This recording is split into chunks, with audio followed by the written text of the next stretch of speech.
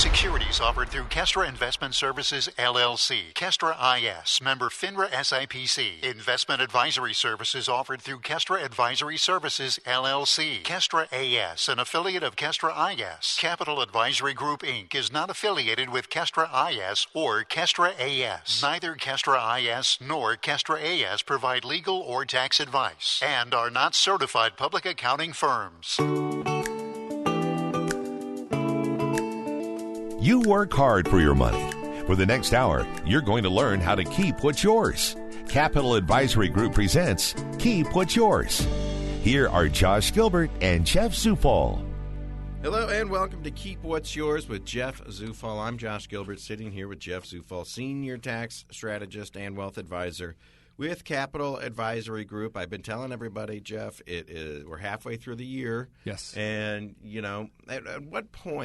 at what point do you say, well, we've already gone this far through the year. I might as well not make any adjustments. It is what it is. December.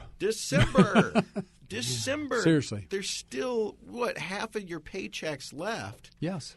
To save money, and keep money. It might be half your paychecks, half of your 401k contribution, IRA, all that fun stuff could still be done, figured out between now and December. You may have to adjust and then in December readjust because we would set it up for 6 months or 5 months of contributions, and you'd have to adjust. And then, January of the following year, do it for a full 12 or whatever. I could see people saying, well, this seems complicated. I don't know how to change my contributions. I don't know how to change my withholdings. I don't know what an FSA is. I don't know what an HSA is. That's what Jeff's for. What we do. Yep. That's why we walk you through it here. Like literally, I want to say, just bring your tax return to him, and he can get the process started. He at least knows where you're at. Bring a couple of paycheck stubs. He can see where you're sitting and say, well, we could do X, Y, and Z tomorrow. Yes, exactly. And maybe as far as your 2024 tax returns, your 2023, technically, next April, you can find out, well, you know what? Jeff kept $2,000 in my pocket. Exactly. We can show you. We have software that will actually do a calculation, whether it's a personal return, business return. We can analyze it and say, here's all the stuff you should do. You might not be able to afford it all. We get that. We're normal, and we know you got to eat, pay the bills. But the concept, I can't do 20% of my paycheck. Yeah, but maybe you could do 3% starting, and then in 2024 raise it to 4%, and then or 5%, and just subtly, out of sight, out of mind, small increases as you go forward. And I tell this story all the time. Jeff, you told me that. Just do small incremental increases. You'll never miss it.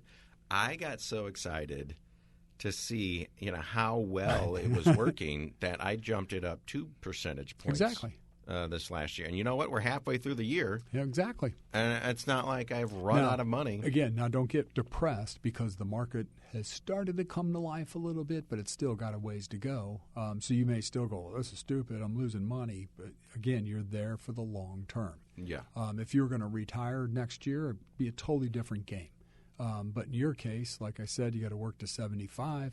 Oh, so 2 weeks ago it was 71.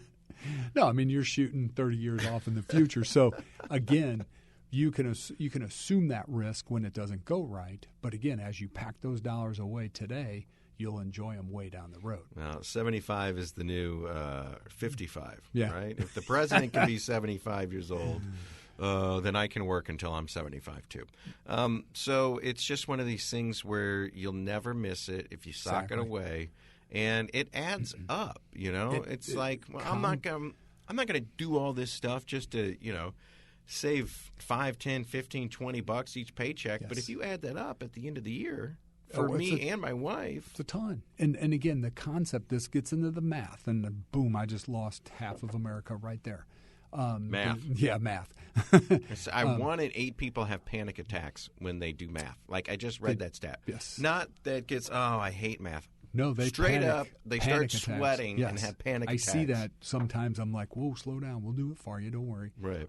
But again, time value of money that says $1 today invested. What is it worth in the future? Right. And that's what we're talking. Again, if you waited until you're 60 and said, "Oh, I got to save for retirement," you got to put away a ton of money versus if you were 25 and you started putting a small amount away, you could continue on. You'd have more money, just strictly under the time value of money concept. And I truly wish that I would have been a homeowner sooner. I truly wish I would have started saving my money sooner. I truly wish I could. I had some great times, but I never would have missed it. And plus, I would have saved so much money on rent that I paid all those years. Yeah. I'd be 15 years into paying off a house right now, right. or have all this equity built up. It's just I can't go back in time. Can't. So start today. Can't look in the rearview mirror. You have to look forward. So start something today, even if it's a small amount, and then you increase it. And we're kind of your coach / therapist, all wrapped up in the one to kind of help you stay on that path going forward. And just because the year's half over, what are we, optimist versus pessimist? Exactly. Is it half full or half empty? Yep. It's half full always. Is it half over or has it half just begun? You can still make some adjustments and realize that when it comes tax time next year, you say, oh, my gosh, Jeff helped me keep a lot of money. It might be $500, but it's $500, and that's the concept. Yep, and who else? If I didn't make any of those adjustments, if I didn't keep $500, where would that $500 go? To the federal government, or from a financial plan standpoint, you would have just blown it on coffee and McDonald's. Yeah. Right. You wouldn't have the compound interest. Yes. That's a beautiful word when it comes to looking at your retirement plan. But would you rather have the federal government have 500 of your dollars extra, or would you like to be able to keep that? Keep it. That's the name of the show. Keep what's yours. That's the name of the book that Jeff wrote. That's the name of the game when it comes to picking a financial strategy where it's you versus the federal government. And I always say on this show, I do not like to create animosity between us and the IRS because never. They don't know who I am. They don't, unless your number comes up and they decide to audit you, and then they know who you are. I'm a Social Security number to them. It ain't personal, all right? So don't think of it that way. No. But when it comes to should I get to keep the money or should the government keep it, I should. Always, yes. Always. And as long as we stay within the tax code and utilize the things in the tax code that really pertain to us, I mean, you've got all those pages and pages about GE. That are worthless to us. Just mega corporations, their tax code. But in the couple of pages that they parceled out in there for us, there's a couple of good things in there. Yeah, exactly. And we could be taking advantage of those today. And that's what we're going to do on this show this week. Why do you need a financial planner? Why do you need a Jeff Zufall? Not only is he the senior tax strategist, he can make it so that every time you get a paycheck, you are doing it tax efficiently. Exactly. Every 2 weeks. And here, again, I say it, there's 6 months left in the year. Every 2 weeks you get paid on a paycheck if you're biweekly. By the way, biweekly means twice or every 2 weeks. Every 2 weeks. But it also means twice a week. Yes. Which is so confusing. But it's every 2 weeks or 26 pays a year. And then when there's a leap year, you get 27. Yeah. Which is kind of bizarre. That's fun. I think last year was a leap year. So there was 27 pays versus if you were biweekly. I love when I find out that there's a month where I get 3 paychecks. So it's I think it's this month. Is it? It's June. Coming up? Is one of them. Yes. It's one of those things where every time you get a paycheck, you have an opportunity to keep more of your money. Yes. And when you think of it on a level like that, it adds up. Yeah. And you'll get to the end of the year, and Jeff can say, look, you could have kept $1,500. Exactly. But you let it go to the federal government. Yep. That should right there make you call them right now. 636-394-5524. I'm sick of sending extra money to the government when I could have kept it in my pocket. So that's what a financial planner does. That's what a senior tax strategist does. That's what the wealth advisor can help you with. And that is what Jeff does. CapitalAdvisoryGrp.com. Now, I want to go to a commercial break and just come back and get into it and say, look, this is where we are lacking in our lives. Yes. Is the knowledge base. Mm-hmm. So there's a lot of times where I don't even know where to get started. So Exactly. I don't. Yeah. So I don't get started. So having somebody there that says, it's easy, This I'll is what walk we you do. through it. Yeah, exactly. All you have to do is say yes, no, 1, Yeah. 2, plus, minus, and Jeff will get the whole thing started for us. So we'll figure out, why do we need a financial planner right after this. Keep What's Yours continues with Josh Gilbert and Jeff Zufall. Back on the show, back to Keep What's Yours with Jeff Zufall. I'm Josh Gilbert. And why do you need a financial planner? Why do you need someone like Jeff who not only can talk to you about your taxes, but also can talk to you about your retirement? Exactly. And where to put your money. You know, if we end up with extra money at the end of the year and I say, Jeff, where can I put it? Should I blow it at the casino? Yeah. Or should I say, let's go. Yeah. Should I put it somewhere where I can use it to make some more money for me? Investment strategies, all this stuff. Jeff is there for both of it. And I guess here's my first question. Why is it important that your tax person and your financial planning person is the same person? Because everything that happens in your financial life will end up on a tax return at some point in time, whether it's this year, next year. It's that simple. And again, no offense to the planners out there and no offense to the CPAs out there, but typically you have an advisor and the advisor says, hey, we're going to make these trades. It's going to create some taxation, but consult your tax advisor. And then you take that to your tax advisor, and then they got to run it through their system and go, oh, yeah, hey, your dollars are X or whatever. Or that doesn't happen. We see that all the time. 2021 was a great year, 20 and 21 in the markets. People had capital gains galore. They would come in and we'd be like, hey, guess what? You owe $18,000 in tax, and they'd pass out in the chair. Mm-hmm. The tax advisor or the investment advisor might have said, hey, you're going to owe a little tax, but it never made it that far to actually put it onto a tax return and make sure that maybe estimated taxes were paid or something could be done before the end of the year. Or to where you don't just get your tax return one day and show up to pick it up and go, wow, I owe $18,000. Where'd that happen? Yeah. So, and the last thing that I want to do is shuttle between two different offices. Well, that too. Then you got to make sure the right data gets over there, and you're saying, hey, here's my stuff. Then they have to put it together. But that's what we do as we go forward. So towards the end of the year, so in a financial plan, basically, the easiest way to get started with this, and everybody thinks, man, it's going to be this 400-page document and all this crazy stuff. It could be as simple as a one-page plan. It could be as complex as a 30-page plan. The concept is at least you have a roadmap to get you where you need to go. Yeah. So we can. I would say, give me the one-page plan. One page and then is we'll easy. start adding Exactly. pages. As time goes on, as I life get more gets more comfortable. complicated. Then we start adding stuff to that. But again, what it's going to do is say, hey, this is where you are right now today. This is where you want to go. This is how you get there. And it may take you 5 years. I mean, there's even stuff. I mean, I joke with you about retirement all the time. People come into us and they go, hey, I'm going to retire next year. And we crunch the numbers and go, sorry, you can't. Yeah, no, you're not. I mean, there's no way on the face of the earth unless you lived off $1,000 a month. Mm-hmm. And they're like, well, I can't do that. And it's like, exactly. So here's your mop and here's your smock. Exactly. Get back to work. And not say that you don't ever want to go back to work again. Some people don't. But again, maybe after a year or 2 or 3 of retirement, you get a side job, kind of make a little extra money. That's all part of that equation. But typically we see first year of retirement, when people actually fully retire and walk away, they spend a little bit more money than what they think. Mm-hmm. Because they're traveling, going to see grandkids, going places that they couldn't because they were always working.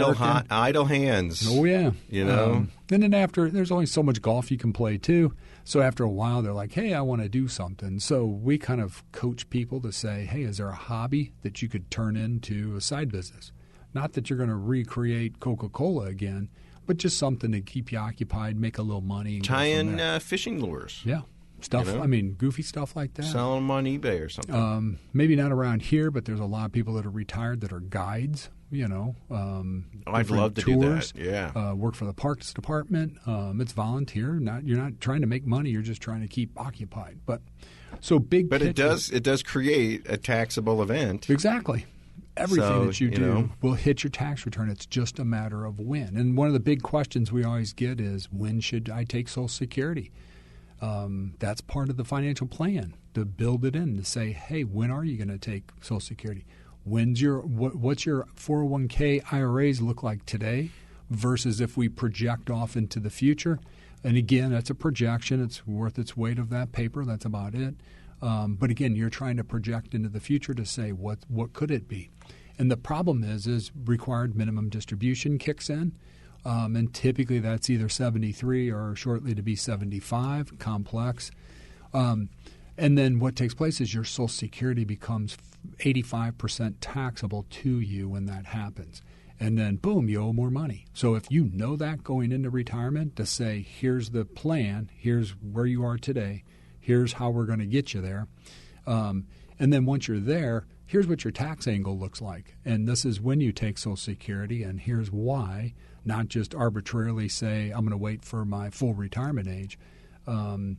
You take it when it mathematically works for you. Mm-hmm. And then when RMDs kick in, you know what your tax liability is. No surprises. None. And that is the idea. And the last thing that you want to do is find out a year or two into your retirement that you're just bleeding money in taxes, and you never had to. And you never had to because of the way that your income is structured. It's a pension, which is fully taxable. It's Social Security, IRA, or qualified plan distributions. All those are taxable to you, and it's going to force your Social Security to be taxed at either 50% or 85%. And when I say 50% taxable, so if you get $10,000 a year in Social Security, $5,000 shows up in the taxable column of your tax return, and you pay whatever your ordinary income rate is on that, or as high as 85%. Some of the other stuff that people don't realize, if you go into retirement, it's Medicare planning for your Medicare premium. So at 65, you flip from your company plan and you go on Medicare. $182 a month as you sit today. But if you're single or married filing jointly, there's an income threshold out there that says you go over this threshold, we're going to increase your premiums on you, whether you want to or not. Now, if it's temporary, like sale of a business, I think is one of the only outs, it'll pop for 12 months and then drop back down. But if your income stays up, you're going to pay way more than what the average person pays, like in the almost $500 or $600 a month range for Medicare.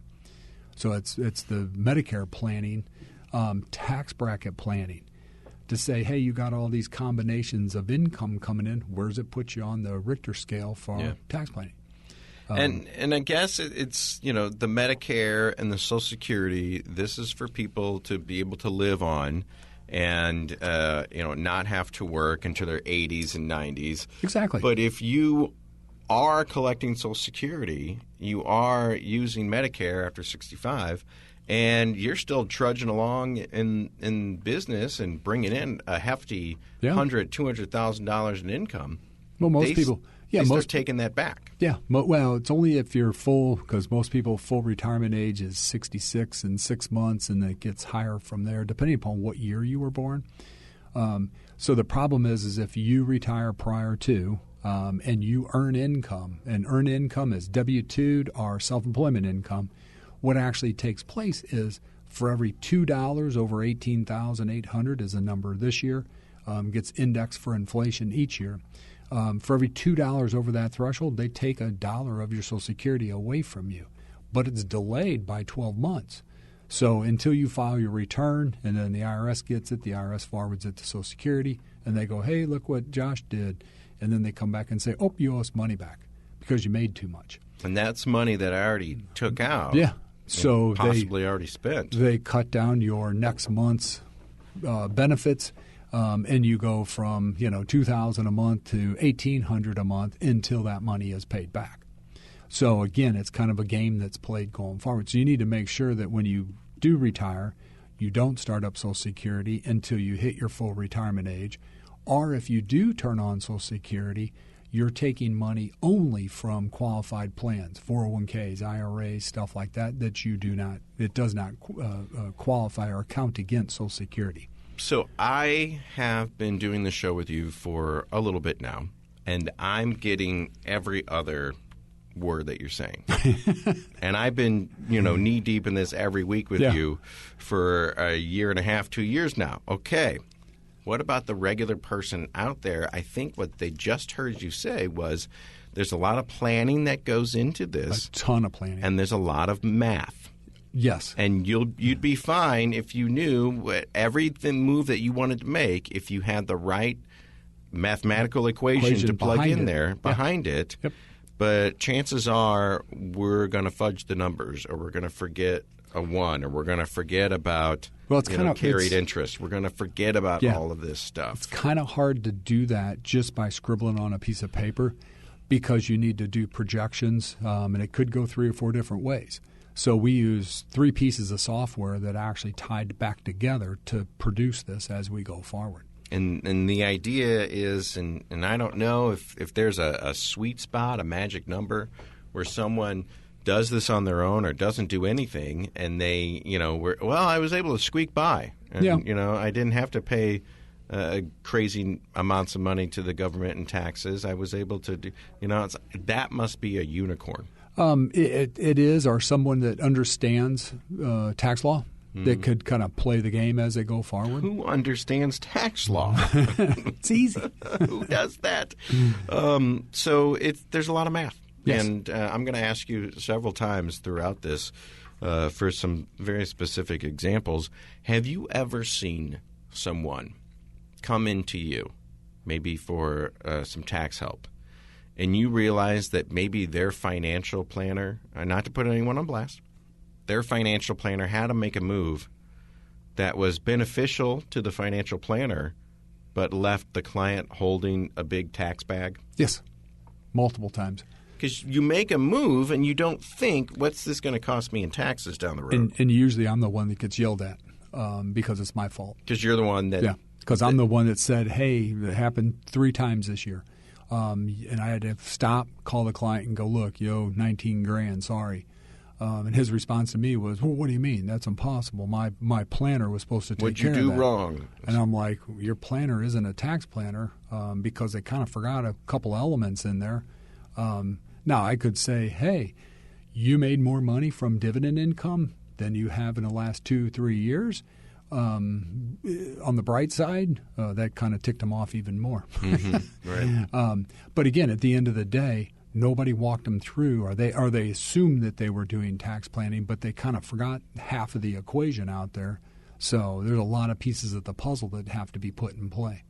And when we talk about what is the tax code, it's how do you, as it goes up the progressive ladder, progressive yes. tax code. Yes. Is it possible? And tell me once and for all. Is it I had a sister-in-law that says this. Well, I just got a raise, and now I actually make less money than I did before the raise because my taxes are higher. No. No. I mean, because what's going to take place is the higher you go up the food chain, in a sense, your withholding should stay in tune with it to take care of the taxes as you go. But you still make more money. So let's say I make $300,000 a year, which I do not yet. As I'm going forward, January, February, March, I'm paying the lower tax rate because I haven't made. Exactly. But so as I get into December, maybe for the month of December, I'm paying that higher amount. tax rate, but only on what I earned above then. That. Yeah. So it's not on everything. So it starts, first $12,000 you make at zero technically. Sure. And then you start slowly working up that tax bracket. Yeah. So, but by the end of the year, if you're a 37% tax bracket, it starts getting expensive. But again, at the end of the day, you have to look forward, not look backwards. By looking forward at that, you made more money, period. Yeah. I mean, yes, you're paying more in tax. Is it possible for one of these guys or gals that yelled at you because their financial planner did something and they didn't think about the tax implications, is it possible to with the tax laws and capital gains and all that stuff, to sell something and then get the tax hit and then you ended up losing money on the deal? Yeah. I mean, not so much in trading, but more so in a bad year in the market, 2022 as an example. even though you lost a ton of money in the open markets, okay, just because everybody did. There's nobody that like, oh, I made money other than hedge funds. But typically what took place is you lost money. And then what takes place is the mutual fund families dinged you with a capital gain distribution at the end of the year. So what that is it's a distribution from the funds. The funds aren't going to pay the tax. So throughout the year they had to trade stuff. And they might have traded something, Apple, that was at an all-time high. But they had to trade it to either balance the portfolio of the mutual fund or to fund redemptions where people were like, hey, get me out. I want my money. Mm-hmm. So what takes place is when they make that trade, nobody knows what that tax calc is until the end of the year. And the fund family is not going to sit on that and pay the tax. They're going to distribute it out to the shareholders proportionately. So at the end of the year, you've lost money all year, and boom, you get a $9,000 capital gain distribution that you have to pay tax on. You're like, where'd that come from? So that's what you're trying to – you can't avoid it, but to be prepared for it, to worry about it each year. Well, that seems very specific. But when this guy who you said, hey, I got a problem, you owe $18,000 in taxes off of that trade, the reason why he owed so much in taxes is because he made so much. He made more money on that trade. Yeah, made money on that trade and had a way more higher dividend than what he did in the past. Right. So, again, at the end of the day, trying to help out the other planner, I was like, well, hey, look at it this way. You made more in a dividend. I mean, like a substantial sum. That still didn't never make helps. Them happy. Never helps. So what does help is to know that before you even make that trade, what is your tax implication going to be? And if you don't know what it is and you don't plan for it, chances are you're going to be paying more in taxes than what you should have. Exactly. And here's another way to look at it. Never get emotionally attached to a stock. So if the stock goes down in value, sell it. And there's a reason why you bought it to start with. And if it doesn't achieve that reason, sell it. Go find something else. Funny part is today in cash you can get 4 1/4, 4.1 just to sit in cash and zero risk. So that's the issue with the banks today. Nobody's going to sit in a savings account at 0.25. They're going to move it over and go into a money market and get 4, and 4.1. So again, the question is sell it. Create a capital loss. If this is a taxable account, create a capital loss. So yes, you sold it. It's realized loss. It sits there. But then as you go forward, and these could be huge sums, as you go forward and you reinvest in stuff and you make money, when you sell and make a capital gain, which you put $1,000 in and you took $2,000 out, the capital gain is offset by any capital loss. So you either take $3,000 every year against ordinary income of capital losses, or your capital loss offsets any gain that you make going forward, and it sits on your tax return. The capital loss is a carry forward. You get to use it for eternity. Now, you can't pass it to anybody, so you and your wife have to use it. But that's another technique to say trade all the loser stocks, sit in cash, buy other stuff, and over time you will make money. Even when you lose money, you can use that to leverage. Yes.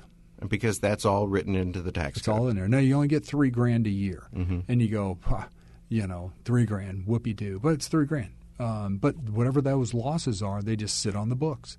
And it's a carry forward each year until you use it up. Let's hope you don't lose over $3,000 every year. Oh, no, there's some General Motors. In 2008, when General Motors went down, they claimed bankruptcy. What took place was they wiped away all that GM stock, became worthless. There were people who had piles of old GM stock that they got while they worked at GM. It was worthless. So whatever that grand total was a capital loss. And typically these were 70 and 80-year-old widows who thought they had, a bundle of money, and when it went down, they had nothing. But you could take that money, use it as a capital loss carry forward. They never got to use the full benefit of it because they passed away before the dollars were used. But they got $3,000 a year going forward for 10 or 12 years before they passed away. So let's do another example of how a financial planner and a tax advisor all in one, that's what Jeff Zufall is, Capital Advisory Group, 636-394-5524, how it's beneficial. You know that I want a boat. Mm-hmm. And, maybe I'll even say, Jeff, before I retire at 75, I want a boat so I can enjoy it while I'm still young, boating age. Yes. And I say, it's going to happen. Can you sit down and tell me through taxes, through whatever I'm getting in Social Security, through whatever is in my 401k or Roth or whatever, can you say, well, we can take the money out for the boat in a strategic way to minimize your tax hit? Yes. And that's the point. That's the point. We get all the time, hey, I want to buy a vacation home. How do I do that? And you go, hey, here's the money that needs to be set aside. You may sell this. You may move that. May take you 3 years to get there. May be able to do it that next year. Again, going back to the second home scenario, writing off the interest, if you can itemize, might help you, might not help you. We could say, hey, it's worth borrowing money. It's not worth borrowing money. Mm-hmm. At the end of the day, math always wins, and it's a mathematical equation. Whereas I could just go to my account and just drain out $80,000 and go pay for a boat and then get a big tax hit. Then maybe get a big tax hit. Maybe the boat was big enough, you got a tax write-off for it. And I say tax write-off as you get to write off the interest that you would pay on that. So maybe it's better to borrow the money because a boat you can do it over a 20, 30-year note. Get the write-off interest going forward for the first couple of years. As long as it has a bathroom and a kitchen in it, it's considered a second home. Oh, really? So it's got to be big enough to write off. RVs too, then? RVs, yes. How about that? See, This is the reason. These are the small things that add up to big things of why you need a financial planner and someone like Jeff who does wealth advising and tax strategy all in one office. So if we sit down to make a trade or rebalance a portfolio of a client, when we're doing that, we're looking at it lately it's all been losses. So, right. But in the past, when they had gains, we're like, hey, you bite the bullet on this. You got to pay $10,000 in tax, but we can get you rebalanced and reset as you go forward. But I can take that $10,000 gain and plug it in their tax return. It says it equates to $2,500 in tax that you're going to pay. So again, you're still $7,500 ahead of the game at the end of the day, and we can do it. But the client says, "Oh, hey, that's great. Let's do it." Or, "Oh, no, I don't want to pay that tax." So, but no surprises. That's the name of the game. Concept is no surprises. You don't want tax surprises. Yep. You don't. If you plan out ahead long enough, 5, 10, 15 years, you won't hit your RMD and have any tax surprises waiting for you. So one of the concepts, everybody's like, "Oh, I'm going to convert to a Roth." That is a true, on an individual basis, a mathematical equation as you go each year. Now, the perk is you move money from your IRA to your Roth. But each year you do that, you pay tax. Mm-hmm. So that tax that you pay may force up your Medicare premiums. Again, even if it goes to $200 and something bucks a month, you got to take that into consideration. And then again, big picture, if you could reduce your IRA or 401k by the time that you get to RMD age, which anybody our age, it's going to be 75, but today it's 73, you reduce the taxable income that you have no control over when RMDs start. So you would move it from a taxable equivalent to a non-taxable where you never have to report it again in a Roth. But again, the question is, what does it cost you on an annual basis going forward? So, and that's each individual person needs to do that math. Now, I'm not savvy enough to even get a budget down. My wife has got a pretty good handle on it, but we do not have a budget. That's something that we can talk about on a later show. But I'm also not savvy enough to know which math equations to use, and I'm definitely not savvy enough to know that if this happens, then my Medicare premiums are going to go up. Yeah. If I do this, then my Social Security. Now you're bringing in different facets from all over the place that I never would have thought of. And the plan will guide you through that. Like I said, you're sitting here today and you need to be over there 10 years from now. the plan will guide you to that path. So I can't do it, but you can. Yes. And that's the whole point. Yes. 636-394-5524. You know you need to do it. You just need a buddy to help you through it. Exactly. And that's what Jeff does in his office. Capital Advisory Group. CapitalAdvisoryGrp.com. 636-394-5524. It's all math, and it's all knowing that as soon as you do anything in your life, it's going to create a taxable event. Yes. Whether you like it or not. Everything's going to end up on your tax return. So how do we make sure that tax return is as low as possible? Exactly. We get a buddy to help us out. 636-394-5524. Jeff Zufall with Capital Advisory Group. Let's go to commercial break, and then when we come back, a couple more things and wrap up the show. It is Keep What's Yours with Jeff Zufall. Keep What's Yours continues with Josh Gilbert and Jeff Zufall. Back on the show, back to Keep What's Yours with Jeff Zufall. The book is called Keep What's Yours, How to Leverage the New Tax Law to Create Unfair Advantage Over Your Competition. In this case, Jeff, our competition is the IRS. Yes. And, without naming them personally. But it is a battle between us and the IRS. And, you're not going to go out and fight with your bare hands. You got to get the sword and the shield, and that's right. what Jeff is. Yes. He's there to say, look, IRS, in your tax code, there's a couple of lines about FSAs, and that's what we took advantage of. Take advantage of it, and we're keeping $1,200 a year. Yep. So it's just knowing the tax code, which none of us do. Jeff does.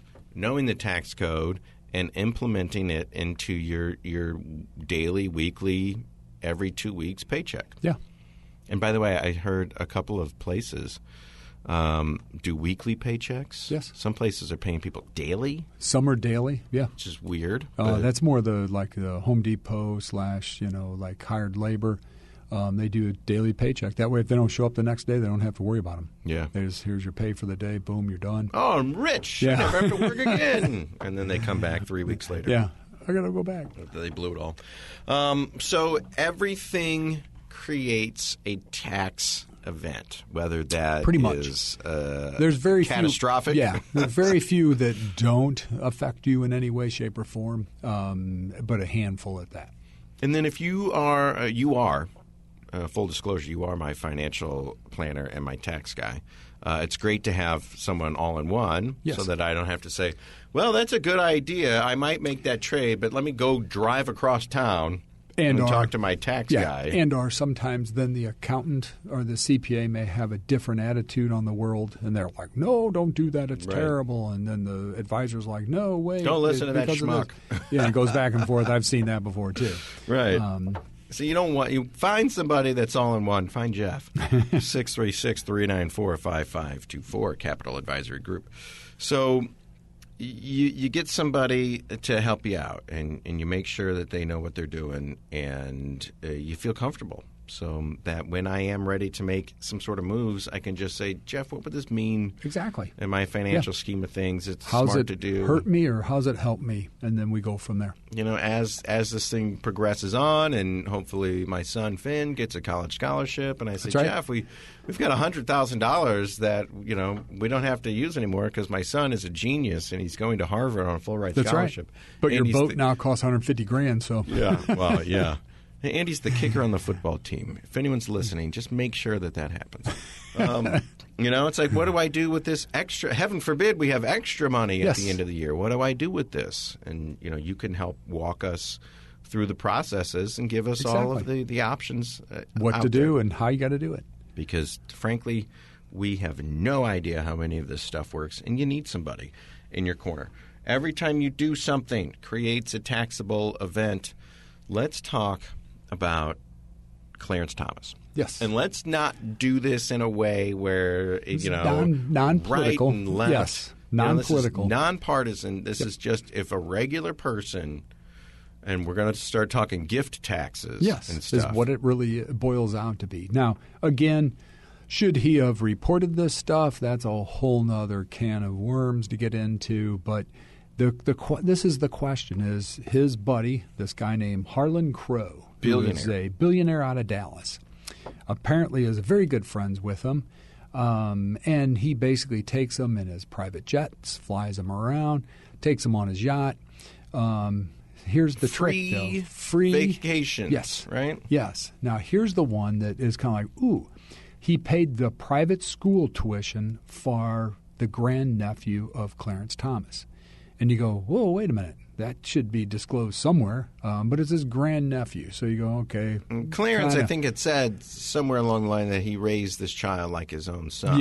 Yeah. So, but again, you go, grandnephew, kind of there's some separation. But again, probably should have been reported. But again, the question is is anybody going to pay tax on that? I think what we said, we talked to ABC News, they're our affiliate, notwithstanding should he have reported this or not, the impropriety, the propriety, what does it look like for the Supreme Court, did any laws get broken here? Yeah, and that's a question. I mean, the only law I could see is whether he should have reported or not, whether that's on his ethics board, but whole nother topic there. Where we're going is, should the Harlan Crow, who's the guy he paid the tuition for the grandnephew, and the question is, no, it's not taxable. And there is no gift tax in it. So here's the trick. The trick is he paid it directly himself to the school. On behalf of the grandnephew. So it's not a gift. So he didn't give it to Clarence and say this is earmarked for tuition? Yep, that'd be totally different. So if you wrote the check he didn't give it to the kid. Or the kid, then it would be gift tax would be subject at that point in time. And grandparents back here on Earth, out of the billionaires. Yeah. My grandparents, your grandparents, my parents, me when I get older, we can do the same thing for our kids and our grandkids. Exactly. So if the grandparents pay the tuition for the grandchild or even for the kids, it is not a taxable event. There's no gift tax. Because now, if you gave the child more than $17,000, they have to report it. I shouldn't say they. You as the gifter have to report it on a gift tax return. But again, at the end of the day, if you pay tuition directly, if you pay medical bills directly, so hospital says, hey, this person owes $20,000 for the procedure, we're going to turn it over to collections if they don't pay it, and someone else comes in and writes the check directly to the hospital, not a reportable event.